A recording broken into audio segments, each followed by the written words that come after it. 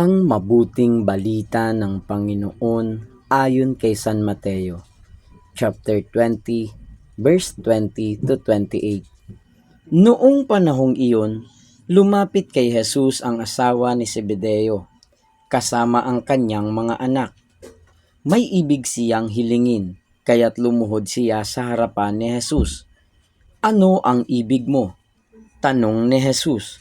Sumagot siya, sana'y ipagkaloob ninyo sa dalawa kong anak na ito ang karapatan na makaupong katabi ninyo sa inyong kaharian, isa sa kanan at isa sa kaliwa.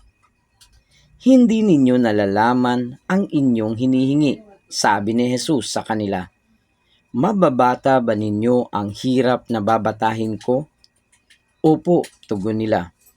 Sinabi ni Jesus, ang hirap na babatahin ko'y babatahin nga ninyo, ngunit wala sa akin ang pagpapasiya kung sino ang mauupo sa aking kanan at sa aking kaliwa.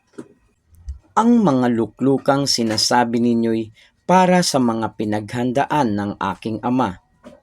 Nang marinig ito ng 10 alagad, nagalit sila sa magkapatid. Kaya't pinalapit sila ni Jesus at sinabi sa kanila, alam ninyo na ang pinuno ng mga hintil ay naghahari sa kanila at ang mga dinadakila ang siyang nasusunod. Ngunit hindi ganyan ang dapat umiral sa inyo. Sa halip, ang sino man sa inyo na ibig maging dakila ay dapat maging lingkod, at sino mang ibig maging pinuno ay dapat maging alipin ninyo. Tulad ng anak ng tao na naparito, hindi upang paglingkuran, kundi upang maglingkod at ialay ang kanyang buhay upang matubos ang marami. Ang mabuting balita ng Panginoon.